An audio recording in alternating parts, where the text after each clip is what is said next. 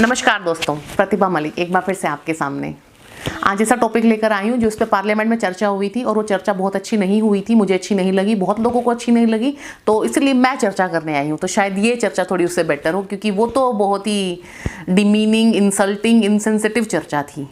चलिए शुरू करते हैं। चर्चा है पीरियड्स लीव के बारे में कि मेंस्ट्रुएटिंग औरतें, जिन औरतों को पीरियड्स होते हैं और वो जो वर्किंग विमेन हैं, उन लोगों को पीरियड्स के टाइम पे 1 या 2 दिन की लीव मिलनी चाहिए कि नहीं मिलनी चाहिए।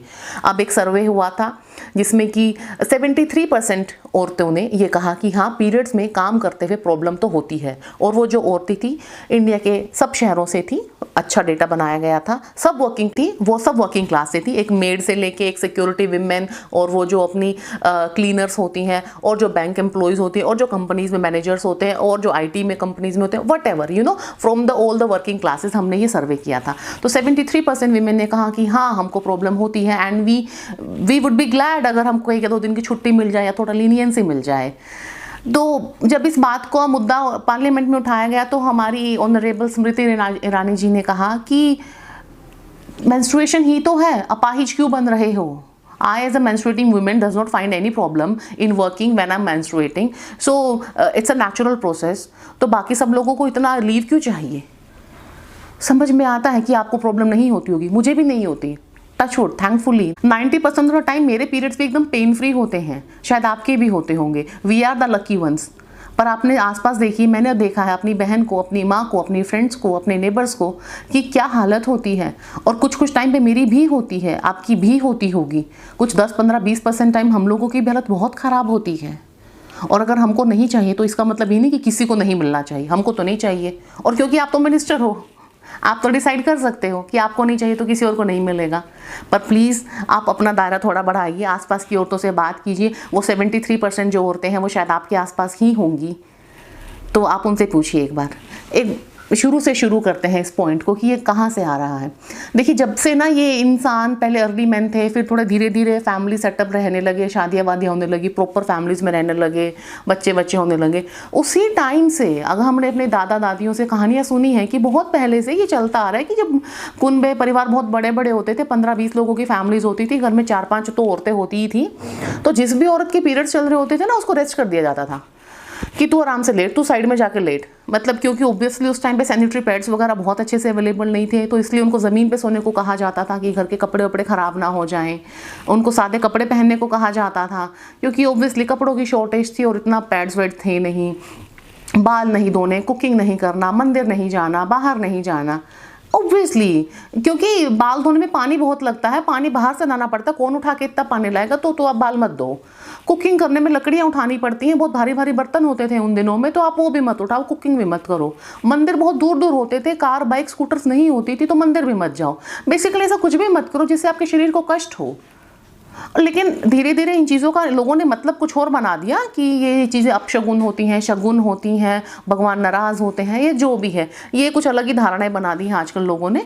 जबकि इन चीज़ों की शुरुआत हुई थी सिर्फ और सिर्फ एक पर्पज़ के लिए कि द विमेन इज़ मेंस्ट्रुएटिंग, उसको सोने दो, उसको रेस्ट करने दो, बस 2-4 दिन का टाइम है, बाकी then she can continue with her routine. सीधी सी बात इतनी थी।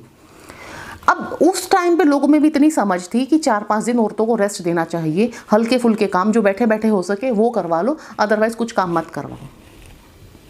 अब धीरे धीरे धीरे हम लोग इवोल्व होते गए, हमारे पास फैसिलिटीज़ बढ़ी, हमारे पास जो काम है वो हल्के होते गए, इतने ज़्यादा लेबोरियस जॉब्स नहीं है। अब खाना बनाना उतना मेहनत का काम नहीं है, हमारे पास सिलेंडर है, गैस है, फटाक से खाना बन जाता है, ठीक है।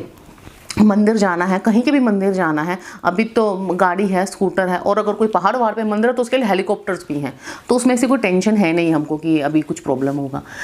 तो अब वो सब तो ठीक है, लेकिन अब जब बात आती है काम करने की, जब भी हम घर से बाहर निकलते हैं काम करने, अब उस टाइम पे कई बार औरतों को क्रैम्प्स आते हैं, जो बहुत ही गंदे क्रैम्प्स होते हैं।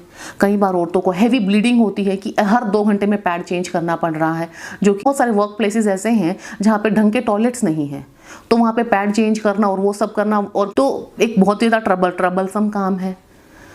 तीसरा, इतना ज़्यादा हेडेक होना, डिजीनेस होना, चक्कर चक्कर जैसा, कमर में दर्द होना, उल्टी जैसा फील होना, कुछ खाने पीने का मन ना करना, नोजिया होना, ये सब बड़े कॉमन से सिम्टम्स हैं। मूड स्विंग्स होना, चिड़चिड़ापन आना, ये सब सबके साथ हो रहा होता है। किसी के साथ कम, किसी के साथ किसी के साथ बहुत बहुत ज़्यादा, और किसी के साथ कभी कभी होता है और कभी कभी नहीं होता है। तो बात यह है कि हो सबके साथ रहा है, और ऐसे सिचुएशन में जब हम काम करने जाते हैं घर से बाहर, तो इस चीज़ का वर्स्ट इफेक्ट आता है हमारी बॉडी पे। एक तो ये बात समझने वाली है कि ये प्रॉब्लम नहीं है, this is a natural process. Smriti Irani ji ने भी कहा कि नेचुरल प्रोसेस है, तो इसको बस बर्दाश्त करो।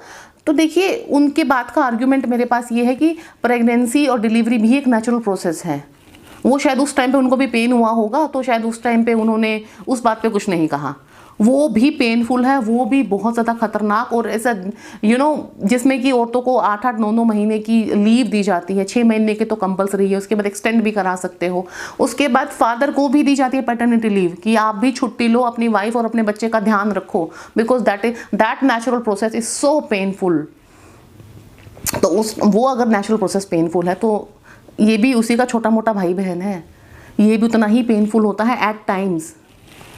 और एटलीस्ट आपसे कोई 1 या 2 दिन की कोई छुट्टी की डायरेक्टली नहीं मांग कर रहा था, आपसे सिर्फ ये बात कर रहा था कि ये एक प्रॉब्लम है, तो आप सुन लीजिए, क्योंकि आप देश की सारी महिलाओं के रिप्रेजेंटेटिव हैं पार्लियामेंट में। आपसे नहीं कहेंगे तो और किससे कहेंगे? और आपने इतने गंदे तरीके से उसको खारिज कर दिया गया कि कोई बात ही नहीं है। ये तो बकवास है, ये तो अपाहिजपन दिखा रही हैं औरतें। इससे इक्वल अपॉर्चुनिटीज़ कहाँ से मिलेंगी इनको? आज मतलब ये इक्वलिटी के नाम पे ये हो क्या रहा है?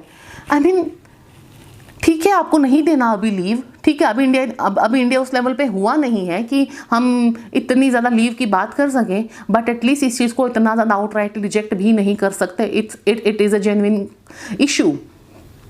आप बोल सकते थे कि हाँ ठीक है, we will sit with the committee, हम कमेटी बिठाएंगे, हम डिस्कस करेंगे, हम डिप्लोमेटिक तरीके से इसको हैंडल करेंगे, जो भी है। पर इतना गंदे तरीके से इस टॉपिक को रिजेक्ट किया जाना बहुत ही ज़्यादा गलत था, बहुत ही ज़्यादा गलत था। जब वोट मांगने की बारी आती है, तब हर एवरी टाइम आप औरतों को टारगेट करते हो। औरतों को ना फ्री सिलेंडर बांट दो, औरतों को ना फ्री में साइकिलें बांट दो, औरतों को ना फ्री ट्रैवलिंग कर दो। जो स्कूल में लड़कियां जा रही हैं ना, उनकी free uniform, free books, free उनको सैनिटरी पैड्स, ये सब फ्री बांट दो उनको आप, क्योंकि वो गरीब औरतें हैं। सिर्फ गरीब लोगों से आपका मतलब है कि हाँ गरीब लोगों से तो वोट आती हैं, तो उनको फ्री बांट दो। फाइनली इतनी मुश्किल से वो लड़कियां हैं, इतनी मुश्किल से लड़कियां स्कूल जाके, कॉलेज जाके, क्योंकि स्कूल जाना, कॉलेज जाना लड़कियों के लिए एनीवे बहुत मुश्किल है छोटे शहरों में और गांवों में, इन पीरियड्स की वजह से ही, क्योंकि ढंग के पैड्स नहीं मिलते उनको, ढंग के टॉयलेट्स नहीं मिलते उनको। तो फाइनली चलो कोई बात नहीं, कुछ लड़कियां फिर भी स्कूल जाती हैं, कॉलेज जाती हैं, उनके पेरेंट्स की भी हिम्मत है, कुछ ना कुछ अरेंज करते हैं उनके लिए। फाइनली एक वर्क फोर्स ज्वाइन कर लेती हैं। वर्क फोर्स से याद आया कि इंडिया की जो फीमेल वर्क फोर्स है वो इतनी कम है कि पाकिस्तान और बांग्लादेश जैसे कंट्रीज़ की भी हमसे ज़्यादा फीमेल वर्क फोर्स है। उन कंट्रीज़ में भी इंडिया से ज़्यादा औरतें वर्किंग हैं, जिन कंट्रीज़ को हम बेसिकली कुछ नहीं समझते अपने आगे, ठीक है। तो एनीवे, तो ये वर्क फोर्स इतनी कम क्यों है अपनी? क्योंकि औरतों के लिए प्रॉपर कॉन्ड्यूसिव एनवायरनमेंट नहीं है काम करने का। हर साल 10वीं 12वीं की टॉपर लड़कियां निकल के आती हैं। कोई एग्जाम उठा लो, 10वीं में लड़कियां टॉप की, टॉप 10 में 6 लड़कियां, टॉप 10 में 8 लड़कियां, 12वीं में इतनी लड़कियों ने टॉप किया, यूपीएससी में इतनी लड़कियों ने टॉप किया। अरे तो वर्कफोर्स में क्यों नहीं दिखाई दे रही वो लड़कियां? अगर इतनी टॉपर्स लड़कियां हम जनरेट कर रहे हैं तो क्योंकि प्रॉपर वर्किंग एनवायरनमेंट नहीं है हमारे पास। और ये सिर्फ गरीब औरतों की प्रॉब्लम्स आपको बहुत जल्दी दिखाई दे जाती हैं, जो मिडिल क्लास औरतें हैं, जिन लोगों को फ्री में कुछ नहीं चाहिए आपसे, free gas, free cylinder, free पानी, फ्री बिजली नहीं चाहिए। एक सीधी सी बात चाहिए कि जब ऑफिस जाते हैं, घर से बाहर निकलते हैं, तो काम करने में थोड़ी दिक्कत होती है, प्लीज़ उस दिक्कत को सुन लो। 1 या 2 दिन के लिए हमको कुछ रियायत दे दो। कि आप दे दोगे, इस बात का भी किसी को भरोसा था नहीं, पर इस चीज़ को इतने गंदे से खारिज कर दिया जाएगा, ये भी बहुत गलत था। अब देखिए, ये सब प्रॉब्लम्स हो गई। अब सॉल्यूशंस क्या हैं? सॉल्यूशंस ऑब्वियसली किसी ना किसी दिन तो कोई ना कोई दिन ऐसा आएगा, जैसे जब छुट्टी दी जाएगी, पर फिलहाल ऑब्वियसली हम इस लेवल पे हैं नहीं। बहुत सारे कंट्रीज़ हैं ऐसे, यूरोपियन कंट्रीज़ ऑब्वियसली, जहाँ पे छुट्टियों का प्रोविजन है कि अगर आपको प्रॉब्लम है तो आप घर से काम करो या आप छुट्टी ले लो, नो प्रॉब्लम। जापान, ताइवान जैसे कंट्रीज़ में भी बहुत पहले से, मतलब 60-70 साल पहले से इस चीज़ का प्रोविज़न है। उन लोगों को 60-70 पहले वो बात समझ में आ गई, जो हमको आज भी डिस्कस करने लायक नहीं लग रही। एनीवे, तो इंडिया के हिसाब से मैं कुछ प्रोविजंस बता सकती हूँ कि हाँ एटलीस्ट इतना तो किया जा सकता है। और जितने भी कंपनीज़ हैं वहाँ पे ये सब, यहाँ जो भी वीमेन बॉसेस हैं एटलीस्ट वो ये अप्लाई कर सकती हैं अपने अपनी कंपनीज़ में या अपने अपने इंस्टीट्यूशंस में। जैसे कि कंपनीज़ में एक अच्छा सा रेस्ट रूम बनाया जाए कि भाई आपको अगर पीरियड्स हैं, आपको बीच में रेस्ट करना है तो 2 घंटा बीच में रेस्ट कर लो, थोड़ा रेस्ट कर लो और फिर अपना काम रिज्यूम करो या वहीं से काम कर लो। या उस दिन उनको कुछ ऐसा काम दे दिया जाए कि जिसमें ज़्यादा पब्लिक डीलिंग ना हो, ज़्यादा इधर उधर घूमना फिरना, भागना दौड़ना, फील्ड वर्क ना हो। आप ऑफिस से ही काम करो या आप वर्क फ्रॉम होम कर लो उस दिन। या कुछ टीचर्स हैं जैसे फीमेल्स की बहुत ज़्यादा वर्कफोर्स एक टीचिंग प्रोफेशन में भी है, टीचिंग के टाइम पे उनको कुछ एग्जाम बनाना है, कुछ वर्कशीट्स चेक करनी है, कुछ भी बच्चों से रिलेटेड ऑफिस वर्क भी बहुत होता है। उस दिन क्लासरूम से मत जाओ आप, क्योंकि क्लासरूम से मेनली खड़ा रहना पड़ता है।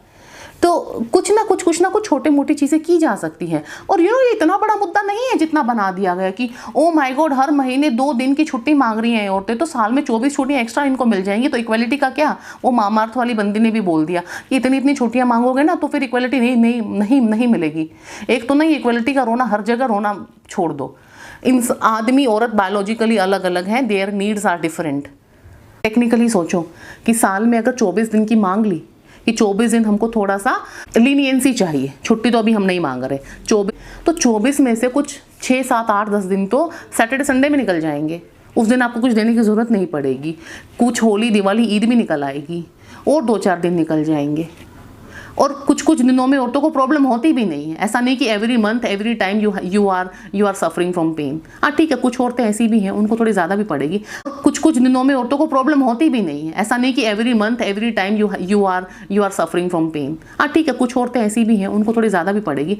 पर एक बहुत बड़ी पॉपुलेशन औरतों की वो भी है जिनको शायद साल में 4 या 5 बार इतनी प्रॉब्लम होती है, बाकी टाइम ठीक चल जाता है। मेरे को साल में 1 या 2 बार होती है, बाकी टाइम ठीक चल जाता है। तो मेरे जैसा 1 या 2 बार मांगेगा, वो 1-2 बार भी अगर सैटरडे संडे पे पड़ गया तो मेरे एम्प्लॉयर को कुछ फर्क ही नहीं पड़ेगा।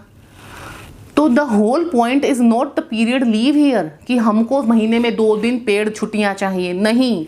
हम पूरा मुद्दा यहाँ पे ये है कि हमारा मुद्दा सुना जाए और जब हमको प्रॉब्लम हो प्लीज़ वो सुनी जाए और हमारे लिए थोड़ी लीनियंसी रखी जाए।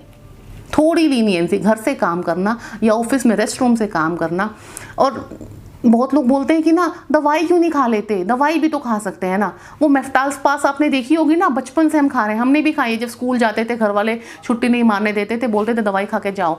हमने भी बहुत खाई है स्कूल कॉलेज में। बड़े हुए तो समझ में आया कि इस दवाई के कितने साइड इफ़ेक्ट्स हैं, कितनी हाई पेन किलर है ये, तो ये नहीं खानी चाहिए। बहुत टाइम से खानी छोड़ दी है।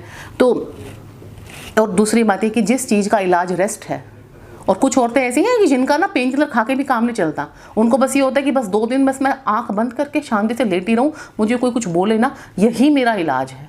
एंड मैक्सिमम केसेस में यही इलाज होता है। वो पानी की गर्म बोतल ले लो, यहाँ पे रख लो पेट के नीचे, इतना पेन होता है जहाँ पे, और अपना बस 2 दिन रेस्ट करो, यही इलाज होता है।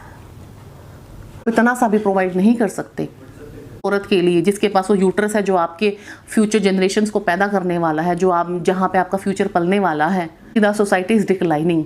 सोसाइटी में कुछ बहुत तरक्की नहीं हो रही है। बहुत टाइम से कहावत सुनी थी कि if you educate a woman you are educating the whole family. If the mother is happy the whole family is happy. Same applies here. अगर आप मदर को थोड़ा लीनियंसी देंगे तो the whole family will grow, the whole country will grow. अगर जहाँ पे औरतों की ग्रोथ नहीं है वहाँ पे कंट्री की ग्रोथ नहीं है। That was my whole point. Thank you so much. मिलती हूँ आपसे नेक्स्ट वीडियो में। प्रतिभा मलिक।